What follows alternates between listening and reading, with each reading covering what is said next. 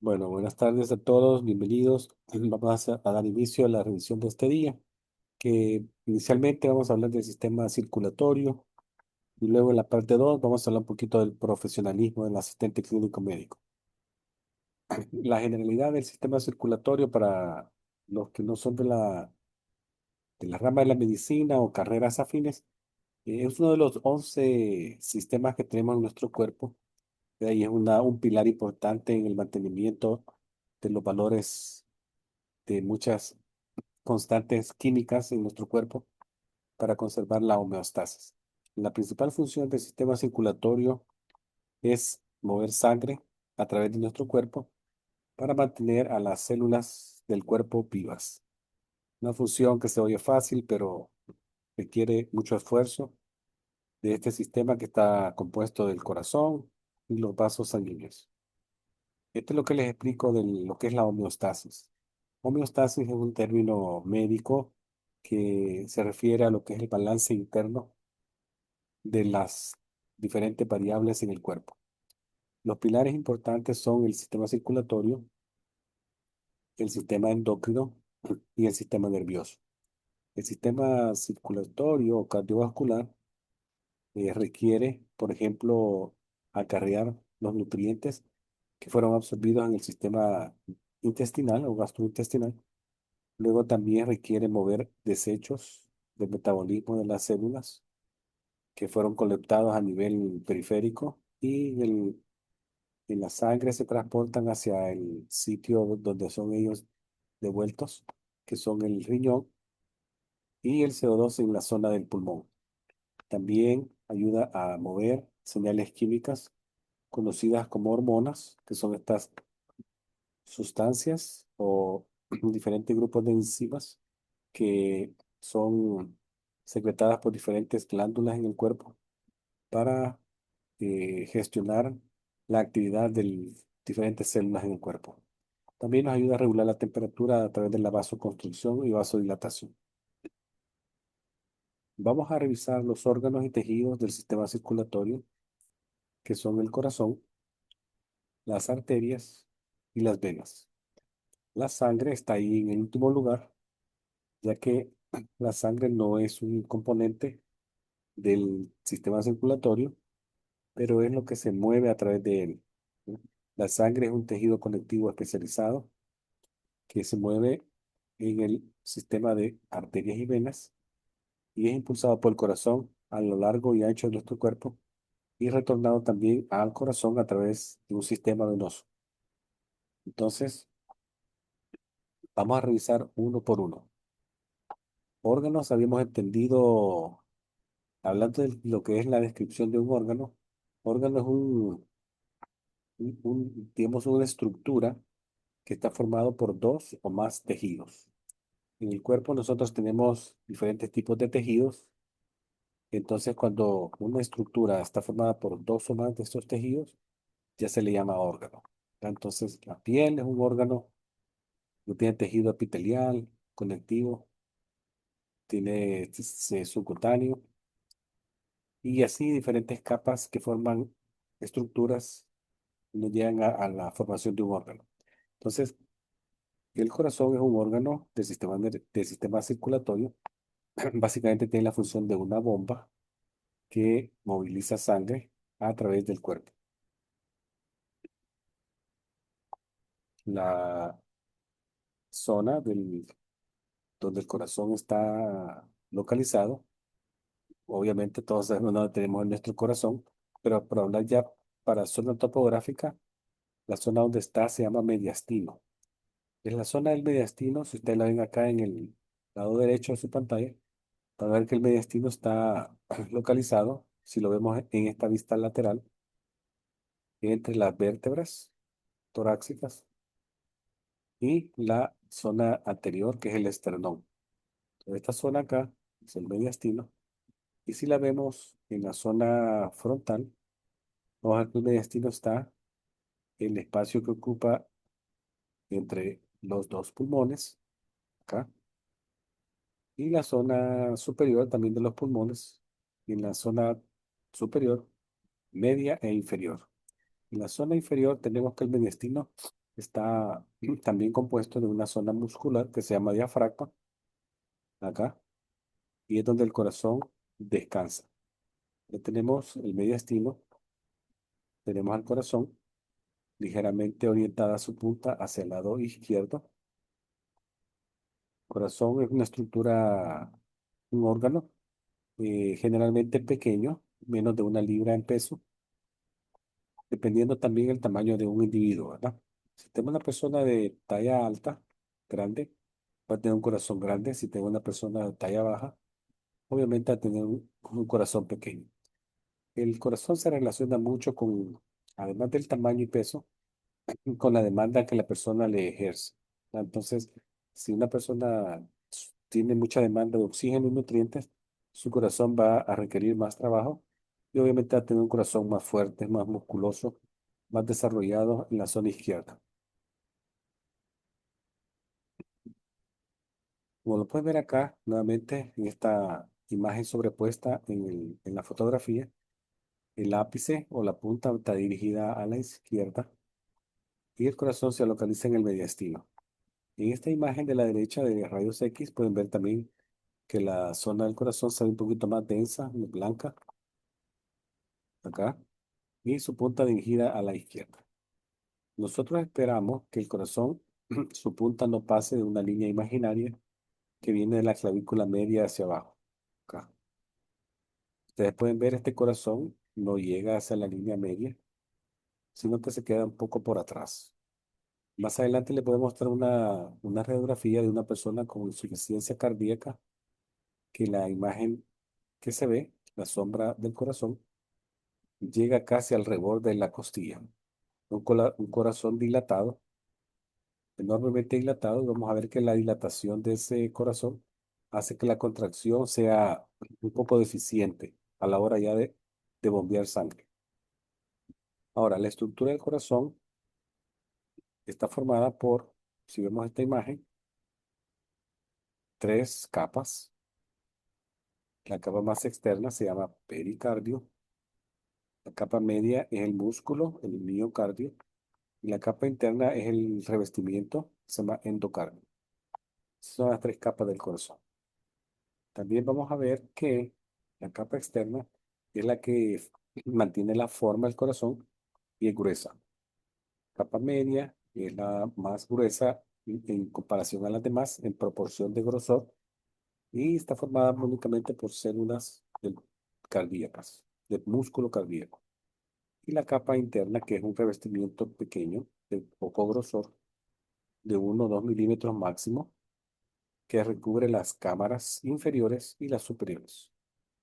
Si ustedes ven en este dibujo, vamos a ver que el corazón está formado por 2 cámaras inferiores, que se llaman ventrículos, y 2 cámaras superiores que se llaman aurículas. Entre los 2 ventrículos vamos a observar una zona muscular de pared que separa los 2 ventrículos y no dejen que la sangre se mezcle. Igualmente en la zona superior. También pueden ver ustedes acá que en la zona superior el atrio derecho está un poquito empujado hacia la zona, y perdón, el atrio izquierdo está un poco empujado hacia la zona izquierda. Y hay una zona ancha de salida de la aorta. En estos dibujos pueden ver ya acá el pericardio visceral cubriendo al corazón. Y en esta zona celeste que se ve acá, se ve una separación entre las 2 hojas de pericardio que se llama el espacio pericárdico o cavidad pericárdica, que es donde se secreta un líquido lubricante que lo produce las mismas células pericárdicas que sirven como para que el corazón se mueva durante la contracción y relajación sin esfuerzo, sin fricción, sin dolor. Sin embargo, en algunas ocasiones esta zona puede ser ocupada por sangre, aire, pus o líquido inflamatorio. Veamos lo que es la acción de la doble bomba. Acá podemos ver la doble bomba. El corazón se puede dividir en 2 formas. Una es en cavidades superiores e inferiores. Otra es corazón derecho y corazón izquierdo. El corazón derecho no es más que una zona de llegada de sangre de la periferia Primero llega al atrio, luego se transporta al ventrículo derecho y luego a la vena, la arteria pulmonar. En el lado izquierdo es una zona de retorno de sangre hacia el cuerpo y llega la sangre dirigida del pulmón hacia la zona del atrio izquierdo, pasa al ventrículo izquierdo y luego a la aorta. Las venas más prominentes de nuestro cuerpo se llaman venas cavas y tenemos una vena cava superior y una vena cava inferior. La aorta es la arteria de mayor grosor en nuestro cuerpo. También hay que mencionar que los ventrículos y las atrios tienen comunicación, pero entre ese agujero que comunica uno con el otro, existe una válvula que solamente permite el movimiento de la sangre en una sola dirección. Y en este caso es de arriba hacia abajo. Luego tenemos otras válvulas que están al inicio de los grandes pasos, al inicio de los grandes pasos, que dejan el ventrículo. En el lado derecho, el gran vaso que deja el ventrículo se llama arteria pulmonar, ¿verdad? Entonces vamos a ver al inicio una válvula que se llama pulmonar. En el lado izquierdo, la zona donde la sangre inicia su trayecto en la base del ventrículo izquierdo hacia afuera, se llama la aorta, y la válvula en este caso se llama válvula aórtica.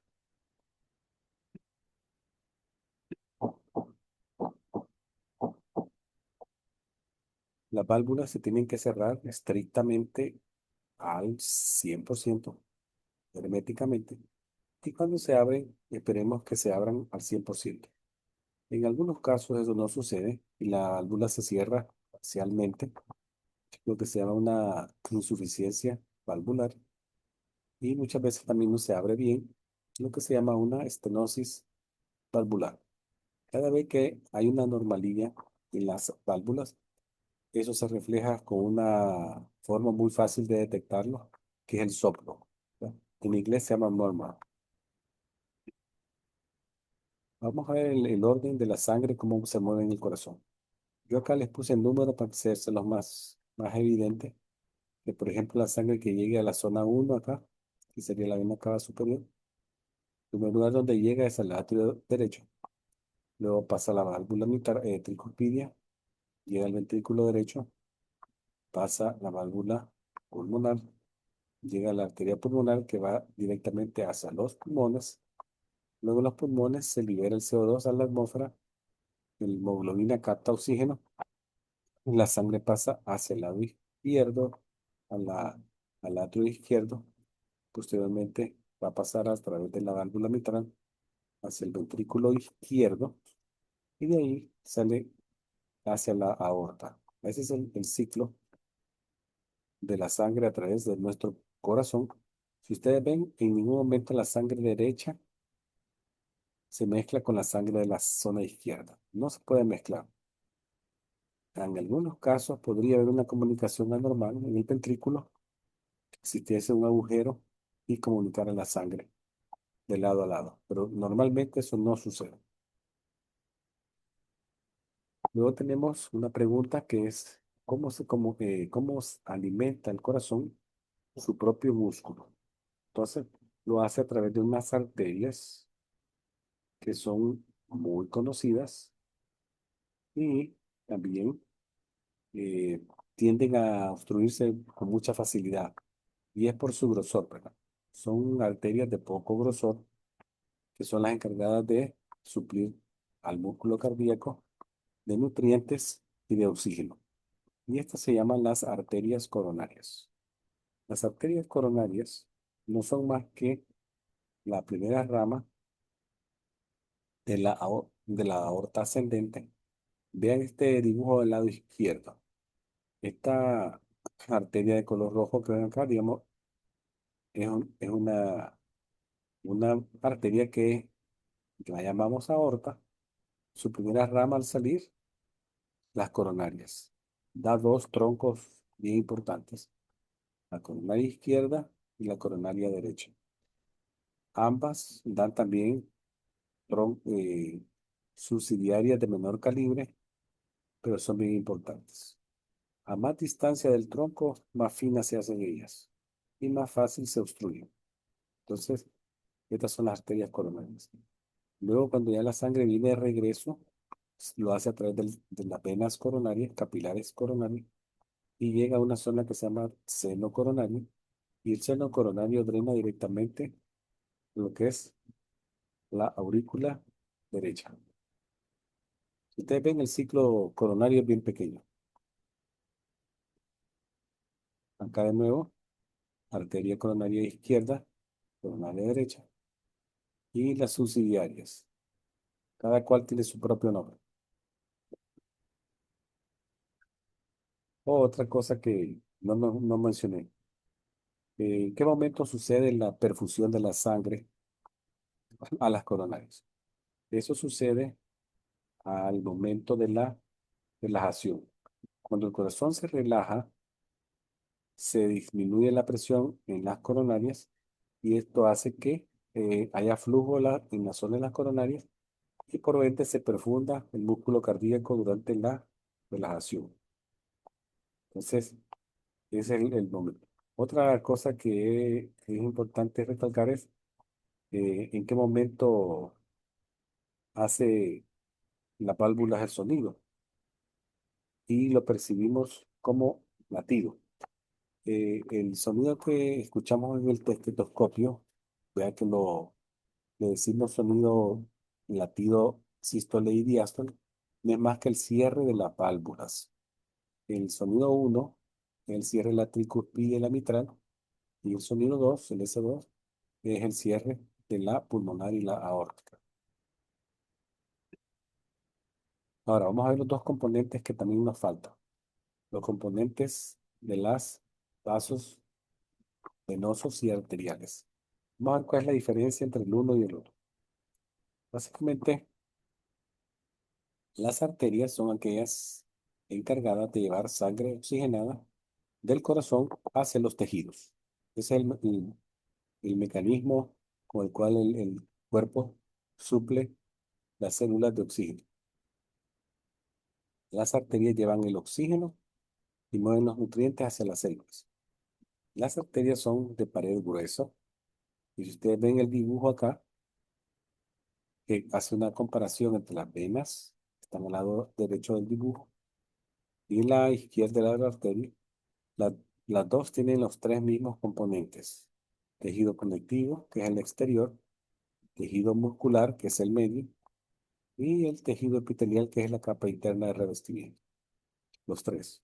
Entonces, tienen nombres propios también. Entonces, por ejemplo, la capa interna de la arteria se llama túnica interna. La capa media es la capa del músculo liso y la capa más externa se llama túnica adventicia. Claro, tienen que ser gruesas en la arteria porque la arteria resiste mucha presión de la aorta cuando le pasa la sangre directamente. Entonces, tienen que ser un grosor bastante importante. Otra característica es que las arterias no tienen válvulas, a diferencia de las venas que sí tienen válvulas. Las venas están encargadas de transportar la sangre periférica hacia el corazón derecho.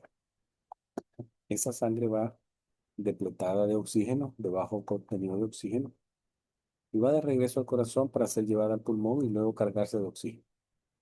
El movimiento es de una sola dirección, tiene válvulas, esa es la diferencia. Ahora, me voy a regresar un poquito acá. Otra de las diferencias entre una y la otra es el grosor. ¿Por qué las venas son más delgadas que las arterias si las dos tienen las mismas tres capas? Es el grosor de dos capas que las hace más delgadas. Entonces, por ejemplo, en la zona del músculo liso y tejido conectivo en las venas son de menor grosor. Y esto hace que las paredes de las venas sean más delgadas que las arterias y sean más flexibles, y tiene una lógica de que las venas tienen menos presión que las arterias, entonces son menos rígidas y más delgadas en comparación. Esto hace que tenga más capacidad de sangre en su interior. En algún momento del gasto cardíaco, más del 70% de la sangre de nuestro cuerpo podría estar en el lado venoso que en el arterial. Vamos a revisar algunas enfermedades importantes que ustedes conozcan que afectan a nuestro sistema cardiovascular o circulatorio. Ahí les pongo la número uno, la hipertensión arterial.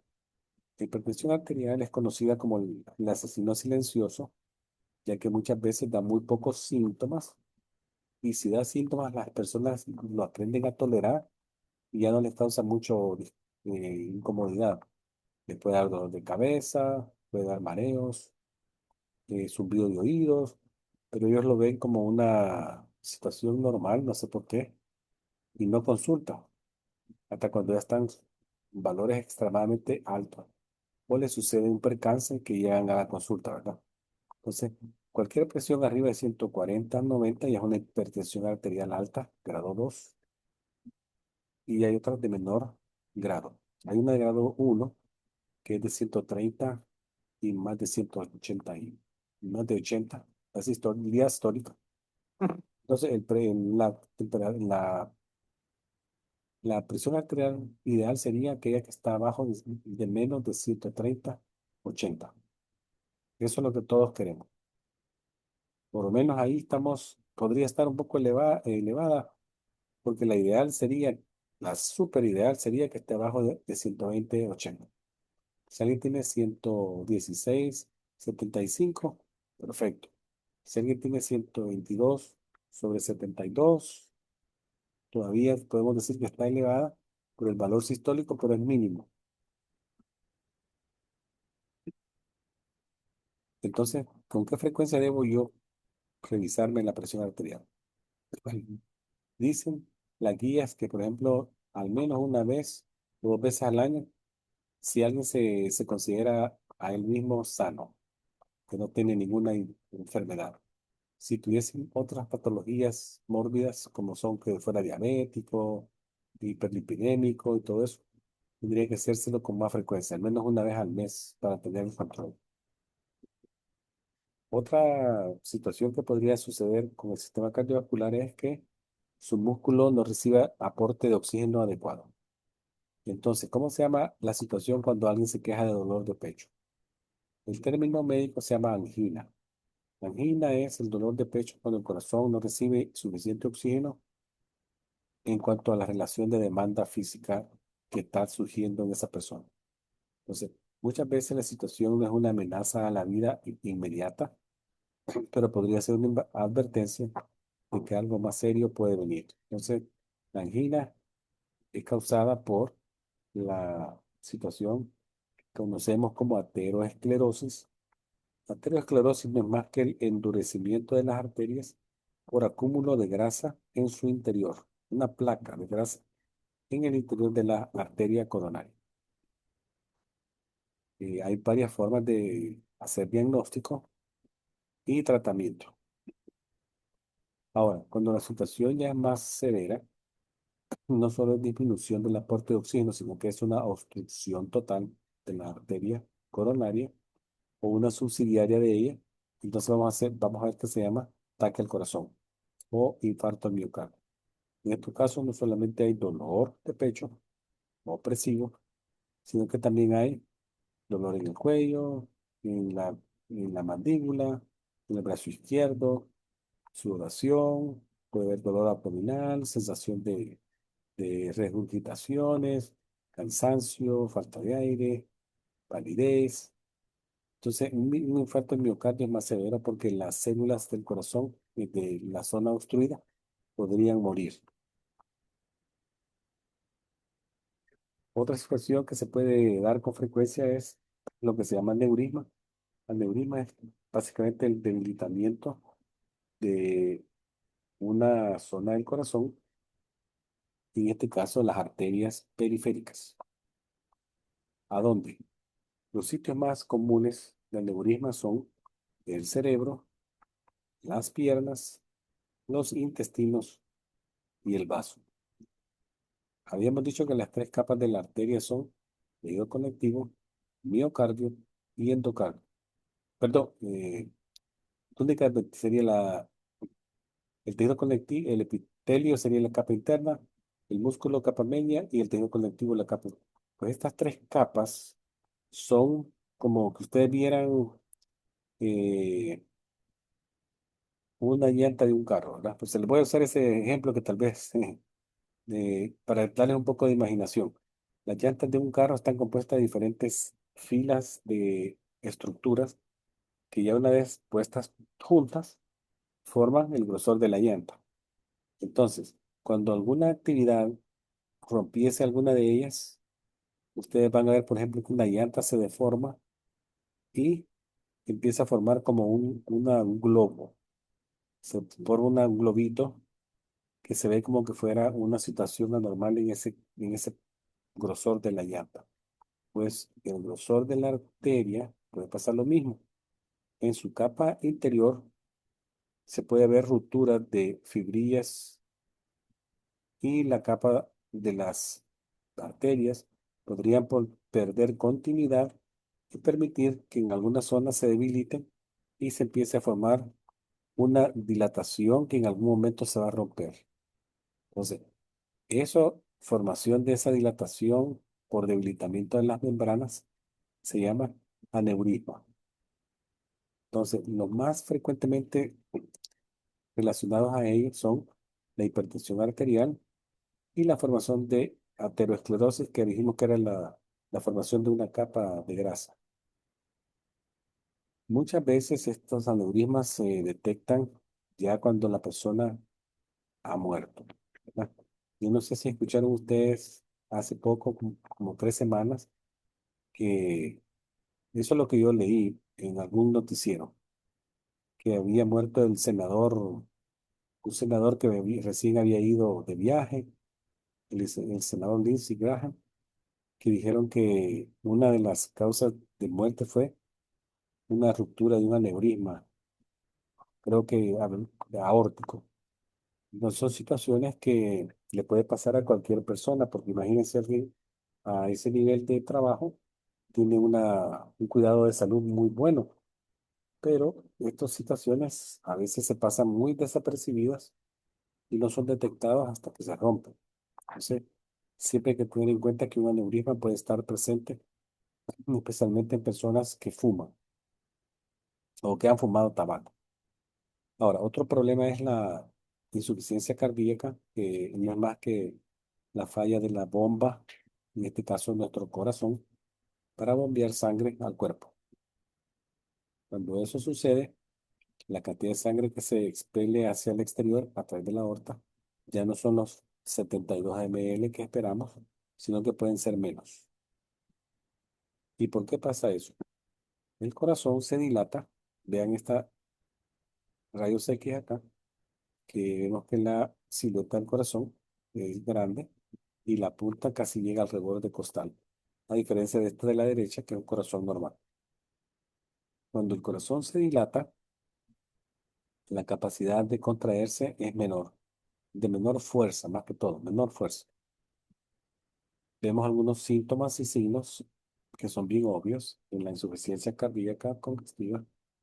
Bueno, tenemos falta de aire, eh, venas del cuello prominente, retención de fluido que puede causar edema o inflamación en los pies, las piernas o en el abdomen de los pacientes, mareos, latidos rápidos, irregulares.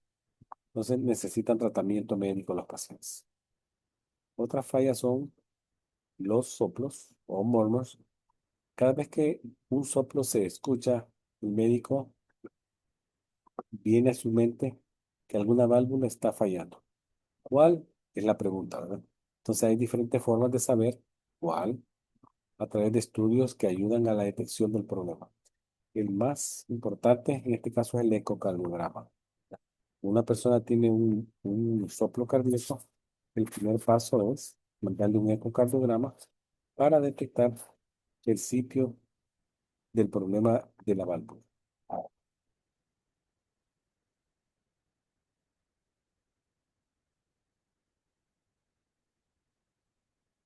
Otro problema muy frecuente es las venas varicosas en diferentes áreas del cuerpo. Las diferentes áreas del cuerpo que más se ven afectadas son las piernas, en la zona cercana a los tobillos, ¿verdad? Como ven esta fotografía, la zona de la, también de la zona rectal anal, donde están las famosas hemorroides, que son venas varicosas y los plexos hemorroidales venosos, y esas son de las más frecuentes. La insuficiencia venosa de miembros inferiores probablemente sea la más común de todas. Las personas empiezan a ver que sus venas empiezan a dilatar, al principio pequeñas, pero pueden alcanzar mayor tamaño y volverse bien tortuosas y a producir síntomas como son pesadez en las piernas, eh, dolor cuando están sentadas por dilatación de las venas varicosas hemorroidales, sangrados en los hemorroides o formación de úlceras varicosas en las piernas de insuficiencia venosa periférica crónica. Tienen diferentes momentos, estadios uno que son los más leves, 2 3 hasta el 4 que ya son cambios en la pigmentación de la piel en esta zona. Se vuelve de color café y el tejido se vuelve bien como acartonado, bien duro, y son pigmentaciones que ya no revierten, ¿verdad? Y ya esa zona quedó marcada de café oscuro y ese color no se va a revertir por cualquier cosa que haga ella a futuro. Puede prevenir el avance de otras, pero no quitarse la pigmentación, como un tatuaje que queda. Cirugías actualmente resuelven mucho el problema estético y funcional. Las personas vuelven a su estado casi normal, ya no se le ve tanto la parte estética y también recobran mucha de la función de la zona, ¿verdad? No, ya no hay pesadez, ya no hay inflamación, pero tienen que requerir cuidado de por vida casi. Estar pendiente de que no se vaya el peso, muchas veces afecta, ¿verdad? No subir de peso, ser activos con el día, personas que también utilizan anticonceptivos orales, todo eso puede causarle algún problema varicoso. También esto que ven acá, linfedema, que son disrupción del sistema circulatorio linfático periférico, que puede causar eh, inflamación de las piernas y distorsión de la parte de la piel. ¿Qué historia bien relacionada al linfedema? Si es en los miembros superiores, cualquier paciente que ha tenido una mastectomía, se puede explicar esta situación por relación a la cirugía. Entonces, eh, que se inflame el miembro superior relacionado a una cirugía por cáncer de mama en una mujer, casi siempre es por afectación de la zona linfática del brazo. Pacientes que en países subdesarrollados presentan inflamación progresiva de los miembros inferiores con ausencia de anomalías cardíacas, podría ser relacionado a infecciones parasitarias como son las filarias, ¿verdad? Se menciona. También niños que se presentan con problemas progresivos del hinchazón de sus miembros inferiores bilaterales, podría ser un problema primario del sistema venoso y del sistema linfático de ese niño. Entonces, hay muchas enfermedades que se relacionan con estas situaciones de la linfedema, pero muchas de ellas yo las he visto en pacientes que tienen sobrepeso y insuficiencia venosa crónica. Bueno, esto es lo que les traía de lo que es la parte de insuficiencia arterial y periférica en general y situaciones que afectan el sistema circulatorio. No sé si tienen alguna pregunta.